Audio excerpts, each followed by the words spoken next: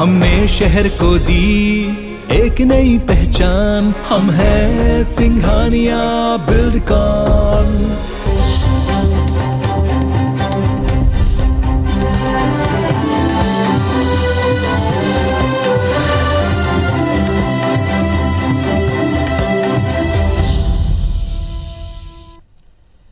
नमस्कार, बहुत स्वागत है आप सबका। मैं पुनीत पाठक और आप देख रहे हैं मेरा मध्य प्रदेश। मध्य प्रदेश की दिन भर की बड़ी खबरें विस्तार से जानते हैं। मध्य प्रदेश में कांग्रेस ने अगले विधानसभा चुनाव के लिए तैयारियां तेज कर दी हैं। कवायद जारी है। खुद पीसीसी चीफ कमलनाथ ने मोर्चा संभाला हुआ है। कमलनाथ ने आज कांग्रेस के नवगठित प्रकोष्ठों के साथ बड़ी बैठक की। कमलनाथ ने बैठक में प्रकोष्ठ के पदाधिकारियों से कहा कि सभी लोग अगले चुनाव के लिए तैयार हो जाएं।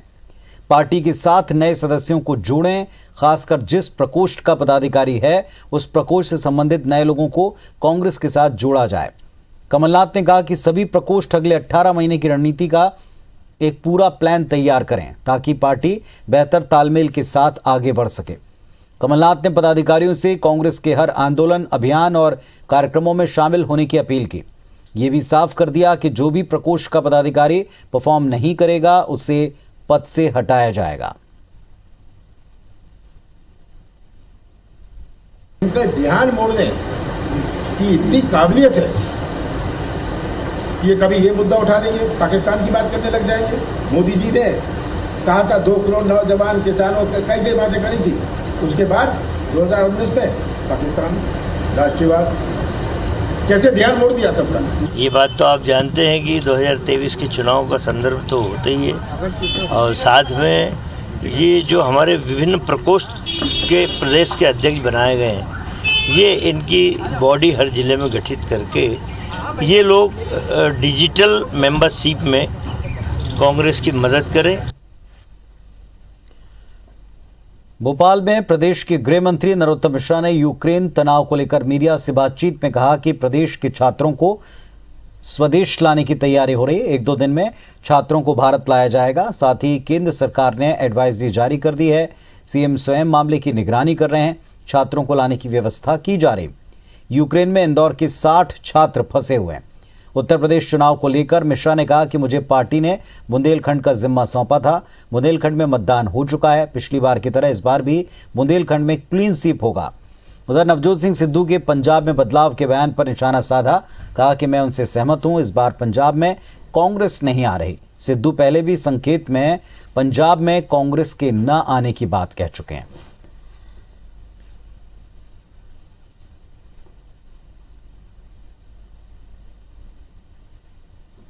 हवाई जहाजों की व्यवस्था, प्लेन की व्यवस्था उन छात्रों को लाने की गई है। सभी सकुशल हैं, रहें, ये भी चिंता की जा रही है।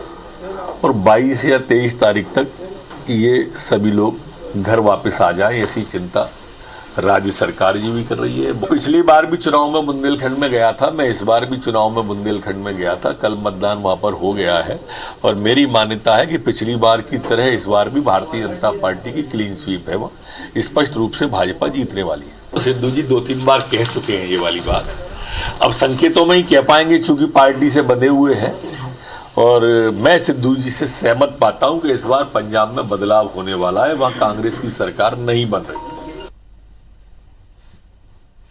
मुख्यमंत्री शिवराज सिंह चौहान दमोह जिले के कुंडलपुर में आयोजित पंच कल्याणक महोत्सव में शामिल हुए। उन्होंने कुंडलपुर और बांदकपुर को पवित्र क्षेत्र बनाने की घोषणा की और इसके बाद यहां किसी मांस मदिरा का विक्रय नहीं होगा। यहां पहुंचने के बाद मुख्यमंत्री सबसे पहले बड़े बाबा के मंदिर गए, परिवार के साथ पूजा अर्चना की। उन्होंने बड़े बाबा को छत्र भी अर्पित किया। 30 मिनट के दौरान मंदिर का जायजा लिया और इसके बाद आचार्य श्री विद्यासागर जी महाराज के दर्शन करके उनका भी आशीर्वाद लिया। सीएम शिवराज ने इस मौके पर कार्यक्रम को संबोधित करते हुए आचार्य श्री विद्यासागर जी महाराज के दर्शनों को अपना सौभाग्य बताया। कहा कि भोपाल में आचार्य श्री के चरणों में प्रणाम के बाद ही घर से निकलता हूं। मुख्यमंत्री ने कहा कि कुंडलपुर की पवित्र धरती पर दर्शन के लिए पूरी दुनिया आएगी। कार्यक्रम में मंत्री गोपाल भार्गव, मंत्री ओम प्रकाश सखलेचा, पूर्व मंत्री जयंत मलैया भी मौजूद रहे। ये अद्भुत तीर्थ क्षेत्र है और इसलिए ये अद्भुत तीर्थ क्षेत्र है और इसलिए मध्य प्रदेश सरकार की तरफ से आज मैं ये फैसला कर रहा हूं कि इसको पवित्र क्षेत्र घोषित किया जाए।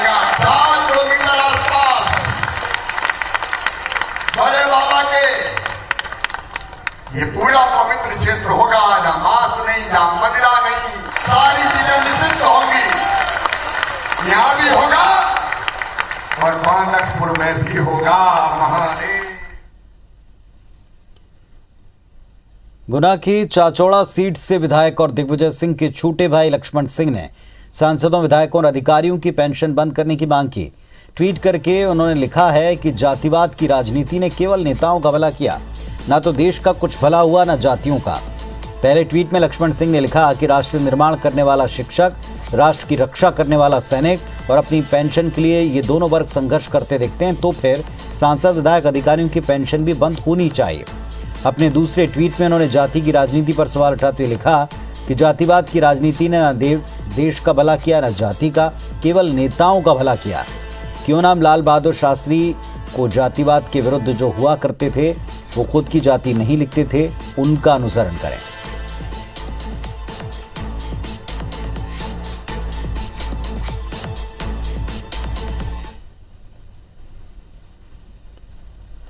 मध्य प्रदेश में नई पेंशन योजना 2005 के खिलाफ कर्मचारियों ने मोर्चा खोल दिया। कर्मचारियों ने इसके विरोध में आंदोलन शुरू कर दिया है। भोपाल में मंत्रालय के सामने मध्य प्रदेश कर्मचारी मंच के बैनर तले कर्मचारियों ने न्यू पेंशन योजना 2005 का पुतला फूंका।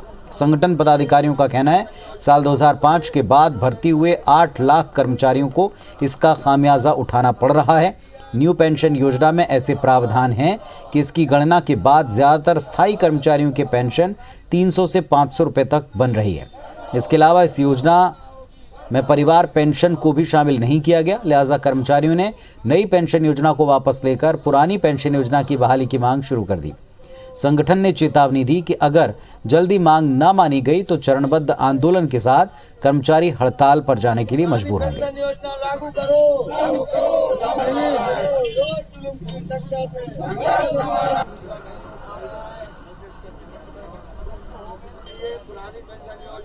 न्यू पेंशन 2005 सरकार ने जो लागू करी है 8 लाख कर्मचारियों और 48,000 स्थायी कर्मियों के लिए, उसमें कर्मचारी का कुछ भी हित नहीं है। मात्र 500 रुपए पेंशन बनाई जा रही है और आकस्मिक दुर्घटना हो जाए तो पैसा निकालने का प्रावधान नहीं है। एनपीएस का पुतला दहन मंत्रालय के सामने किया है और सरकार में विरोध दर्ज कराया है। चलिए, हमारे सहयोगी सुधीर इस वक्त हमारे साथ में जुड़ रहे हैं भोपाल से, सीधे उनका रुख करते हैं। सुधीर, एक तरफ कर्मचारी आंदोलनरत हैं और दूसरी तरफ लक्ष्मण सिंह ने भी ट्वीट करके कहा है, उन्होंने भी मुद्दा उठाया पेंशन का। उन्होंने कहा कि क्यों ना जनप्रतिनिधियों की पेंशन बंद हो, क्योंकि ये वर्ग जो संघर्ष करता है वो अपनी पेंशन के लिए भी संघर्ष कर रहा है। देखिए पुनीत, बिल्कुल, और अगले साल मध्य प्रदेश में चुनाव है, लिहाजा कर्मचारियों की पेंशन का मुद्दा एक बड़ा मुद्दा जरूर बन सकता है। क्योंकि बात करें तो मध्य प्रदेश के अंदर 2005 के बाद से सरकारी विभागों के अंदर अस्थायी और जो एजेंसियां यानी कि कहना चाहिए आउटसोर्स के जरिए कुल मिलाकर 8 लाख कर्मचारियों की भर्ती हुई है। लिहाजा 8 लाख कर्मचारियों के भविष्य की जो पेंशन है उसको लेकर ये पूरा आंदोलन इस समय छिड़ा हुआ है। और सरकार के से जो कर्मचारी संगठन है वो 2005 से पहले की जो पेंशन की व्यवस्था थी उसको लागू करने की मांग कर रहे हैं। 2005 के बाद की जो व्यवस्था थी, लगभग प्रदेश के अंदर जो 19 नवंबर 2021 के बाद से जो कर्मचारी रिटायर हुए हैं उनको इस पेंशन के मुताबिक पेंशन मिलना शुरू हुआ है, जिसका खामियाजा कर्मचारियों को भुगतना पड़ रहा है। ये आरोप कर्मचारी संगठनों का है। कई कर्मचारी संगठनों का यह भी कहना है कि इसके अंतर्गत कर्मचारियों को महज 500 रुपए से लेकर 300 रुपए और 1000 रुपए तक की पेंशन दी जाएगी। लिहाजा सरकार को पुरानी पेंशन व्यवस्था बहाल करनी चाहिए। साथ ही साथ अगर बात करें तो परिवार पेंशन के अलावा अगर आकस्मिक दुर्घटना किसी कर्मचारी की होती है तो उसको नई पेंशन व्यवस्था के अंतर्गत लाभ नहीं मिलता है, जिसका नुकसान भी कर्मचारियों को उठाना पड़ रहा है। लिहाजा अब कर्मचारी मैदान में है। आज राजधानी भोपाल के अंतर मंत्रालय के बाहर कर्मचारी संगठनों ने न केवल प्रदर्शन किया बल्कि पुतला दहन भी कर्मचारी संगठनों के द्वारा किया गया और आने वाले समय में चरणबद्ध तरीके से आंदोलन की चेतावनी जो है सरकार को दी गई है। कुल मिलाकर अगर बात करें तो कर्मचारियों का साफ तौर पर कहना है कि अगर नई पेंशन से सरकार को लगता है कि कर्मचारियों का भला होना है तो सरकार इस पूरी पेंशन को विधायक, सांसद और मंत्रियों के लिए भी लागू करे, जिससे कि इस पूरी पेंशन की हकीकत जनता के सामने भी आ सके। और पुरानी पेंशन व्यवस्था की अगर बात करें तो जो सरकार का अंश हुआ करता था वो अंश काफी ज्यादा हुआ करता था, पर लेकिन नई पेंशन व्यवस्था के तहत जो आरोप कर्मचारी संगठनों ने लगाए हैं उसमें साफ तौर पर यह कहा गया है कि एजेंसी, जिस एजेंसी को पेंशन का भुगतान किया जा रहा है उस एजेंसी के माध्यम से पेंशन महज 300 से 500 रुपए की बनाई जा रही है, जो कि काफी कम पेंशन है। लिहाजा कर्मचारी इस बार आर पार के मूड में नजर आ रहे हैं और सरकार को साफ तौर पर चेतावनी दी है कि अगर पुरानी पेंशन व्यवस्था को बहाल नहीं किया जाएगा तो जल्दी मध्य प्रदेश के अंदर कर्मचारी संगठन, जो प्रदेश के लगभग 8 लाख कर्मचारी नई पेंशन से प्रभावित हो रहे हैं, वो सड़कों पर उतरकर चरणबद्ध तरीके से आंदोलन करेंगे। पुनीत, चलिए, तो कर्मचारी लगातार आंदोलन की राह पर जाने की बात कर रहे हैं और दूसरी तरफ जैसा बता रहे हैं हमारे सहयोगी कि चुनाव के पहले ये एक बड़ा मुद्दा बन सकता है। शुक्रिया आपका इस पूरी जानकारी के लिए। इधर मध्य प्रदेश में शराबबंदी को लेकर लगातार पूर्व सीएम उमा भारती बात करती रही हैं और इस पर अब ऊर्जा मंत्री प्रद्युम्न सिंह तोमर का साथ उनको मिल गया। मीडिया से बातचीत में तोमर ने कहा कि शराबबंदी होनी चाहिए, लेकिन इसके लिए लोगों में जागरूकता है। बिजली बिल वसूली के दौरान कर्मचारियों के साथ होती मारपीट की घटनाओं पर तोमर ने कहा कि वसूली में लोग सहयोग करें, कानून अपना काम कर रहा है। तोमर ने कांग्रेस पर तंज कसते हुए कहा कि अब मध्य प्रदेश में सत्ता में कांग्रेस पार्टी कभी नहीं आएगी।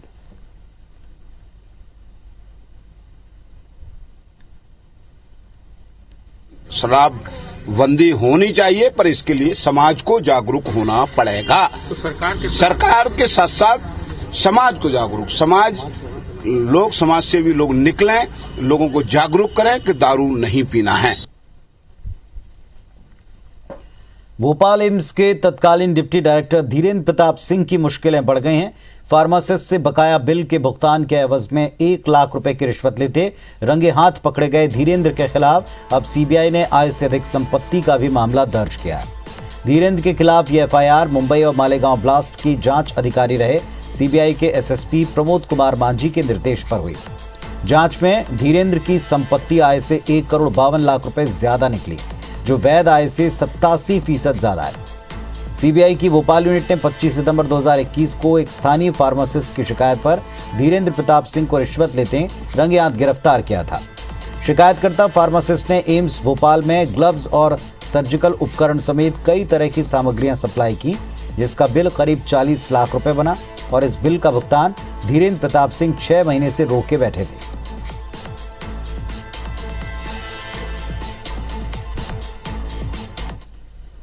अनाज भंडारण की कमी को दूर करने के लिए मध्य प्रदेश सरकार ने नई योजना पर काम शुरू कर दिया है। ओपन कैप को निजी हाथ में सौंपकर उसके जरिए गोदाम बनवाने की योजना है। पहले चरण में 5 लाख टन के भंडारण की क्षमता विकसित की जा रही। इसमें निजी क्षेत्र का सहयोग लिया जा रहा है। जबलपुर में खाद्य नागरिक आपूर्ति और उपभोक्ता संरक्षण विभाग की समीक्षा करते हुए विभाग के प्रमुख सचिव फैज अहमद किदवई ने अधिकारियों को दो टूक कहा कि भंडारण के मामले में कोई कोताही न बरतें। समितियों और केंद्रों में बायोमेट्रिक मशीन लगाने के निर्देश दिए। 5 लाख टन क्षमता विकसित करने के लिए निकाले गए टेंडर में 300 से ज्यादा समूह ने हिस्सा लिया, जो कि अपने आप में एक बेहतर संकेत है। जो आगामी रबी का उपार्जन है उसके बारे में चर्चा की है। मिलिंग की प्रगति प्लस पीडीएस की क्या व्यवस्था है और नापतौल विभाग के बारे में सभी विभागीय अधिकारियों से, कलेक्टर साहिबान से चर्चा करी। सीएम शिवराज सिंह चौहान ने पौधारोपण संकल्प का 1 साल पूरा कर लिया और इस अवसर पर IBS 24 के साथ उन्होंने पौधारोपण किया। 1 साल पहले आज ही के दिन उन्होंने हर रोज 1 पौधा लगाने का संकल्प लिया था। इस 1 साल में मुख्यमंत्री शिवराज सिंह चौहान ने 450 से अधिक पौधे लगाए।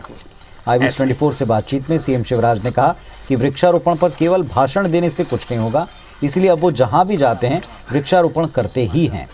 सीएम शिवराज ने कहा कि पर्यावरण को बचाने के लिए सरकार के साथ समाज को आगे आना होगा। सीएम शिवराज सिंह चौहान ने IBS 24 की टीम को भी पर्यावरण के प्रति अपने उत्तरदायित्व का निर्वहन करने के लिए बधाई दी है।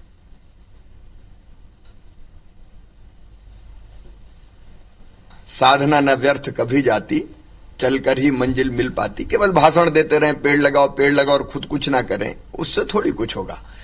आप अगर अपनी व्यस्तता में सतत लगाएंगे तो लोगों को भी आप प्रेरित कर पाएंगे। कहने का अधिकार उसी को है जो खुद करता है, और इसलिए सतत साधना ये चल रही है।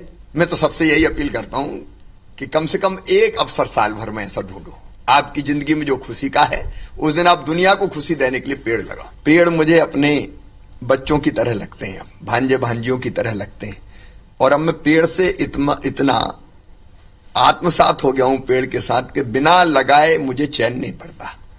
और मुझे हमेशा ये लगता है कि मैं पेड़ नहीं लगा रहा, मैं जीवन रोप रहा हूं कई लोगों के लिए और कई जीव जंतुओं के लिए। अस्तित्व के लिए जरूरी है कि पेड़ रहे। जहां पेड़ है वहां स्वच्छ हवा है, जहां पेड़ है वहां फल है, जहाँ पेड़ है वहाँ फूल है, जहाँ पेड़ है वहाँ छाया है, इसलिए पेड़ तो अद्भुत है। मैं IBC 24 की पूरी टीम को बधाई देना चाहता हूँ। आपने समाज के प्रति जो उत्तरदायित्व है, उस उत्तरदायित्व को पूरा करने का काम किया है। पर्यावरण के प्रति आप जागरूकता पैदा करने का भी काम कर रहे हैं। मैं पूरी टीम को हृदय से बधाई देता हूं। और चलिए अब देखते हैं बिग न्यूज।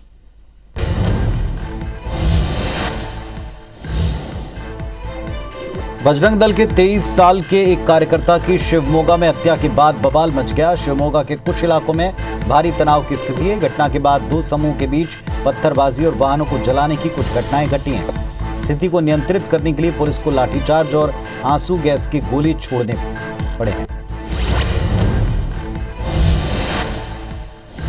कर्नाटक के गृह मंत्री अर्गा ज्ञानेंद्र ने कहा कि इस मामले में 3 लोगों को गिरफ्तार किया। जानकारी के मुताबिक 5 लोग इस हत्या में शामिल हैं। शहर में धारा 144 लागू कर दी गई। जो भी माहौल को बिगाड़ने की कोशिश करेगा उस पर एक्शन होगा।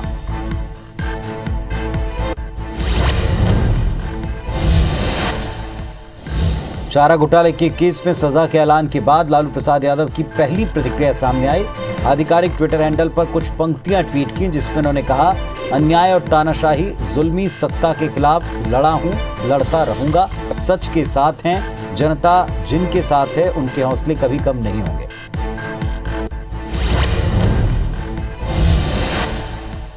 लालू प्रसाद यादव को 5 साल की सजा के फैसले के बाद आरजेडी नेता तेजस्वी यादव का बयान भी आया। उन्होंने कहा कि कोर्ट के फैसले पर हम कोई टिप्पणी नहीं करेंगे। हमने पहले भी कहा था ये कोई अंतिम फैसला नहीं है, इसके ऊपर हाई कोर्ट में हमने इस मामले को रखा है। पूरा विश्वास है कि हाई कोर्ट में लालू जी के पक्ष में फैसला होगा।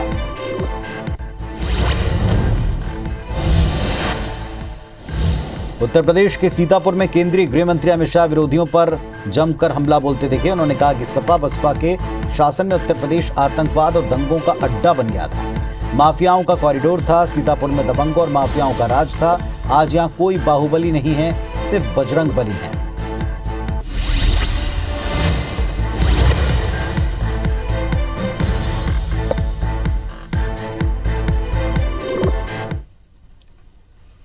लव जिहाद को लेकर उलेमाओं ने एक बड़ा ऐलान किया। ऑल इंडिया उलेमा बोर्ड के मध्य प्रदेश प्रदेश अध्यक्ष काजी सैयद अनस अली नदवी ने कहा कि लव जिहाद के मामले नहीं होने चाहिए। देश भर में निकाह पढ़ाने वाले काजियों को इस संबंध में एक चिट्ठी लिखी गई। भोपाल में इस पर अमल किया जा रहा है। यहाँ निकाह के दौरान लड़का लड़की दोनों के माता पिता की मौजूदगी होती है। मध्य प्रदेश से कुछ शिकायतें आई जिनकी जांच हो रही है। काजी अनस ने निकाह पढ़ाने वाले काजियों से यह अपील की कि इस तरह निकाह पढ़वाने कोई आता है तो ऐसा निकाह न पढ़ें ताकि मुल्क में अमन बरकरार रहे। कहा कि शिकायतें मिल रही हैं कि 2 अलग अलग मजहब के लोगों का चोरी छिपे निकाह करवा दिया जाता है, जिस पर बाद में बवाल मचता है। काजी अनस ने चिट्ठी में लिखा है कि जरूरी है पंजीयन करने समय जरूरी कागजात जांचे परखे जाएं, संतुष्ट होने के बाद ही निकाह पढ़ाया जाए। लव जिहाद के मामले बिल्कुल नहीं होना चाहिए। हम अपने प्रदेश में और अपने मुल्क के अंदर अमन, शांति, सौहार्द का माहौल बरकरार रखना चाहते हैं। सबसे चिट्ठी लिखकर और सख्ती के साथ उनसे अपील की है कि इस तरीके का अगर कोई निकाह पढ़वाने आपके पास आता है तो बिल्कुल निकाह पढ़ाने की कोई जरूरत नहीं है। उज्जैन के विश्व प्रसिद्ध महाकालेश्वर मंदिर में शिव नवरात्रि उत्सव की शुरुआत हो गई। 9 दिनों तक शिव नवरात्रि उत्सव मनाया जाएगा। भगवान महाकाल को दूल्हे के तौर के ऊपर अलग अलग रूपों में संवारा जाएगा। शिव नवरात्रि उत्सव की शुरुआत मंदिर परिसर स्थित कोटेश्वर कुंड से की गई। यहां मंदिर प्रशासक की मौजूदगी में मुख्य पुजारी घनश्याम गुरु जी के साथ 11 पंडितों ने रुद्र पाठ किया। विशेष मंत्रोच्चारण के साथ नवदिवसीय नवरात्रि शिवरात्रि की शुरुआत हुई है। आज भगवान महाकाल को साकार रूप में वस्त्र धारण करवाकर पूजन पाठ किया गया।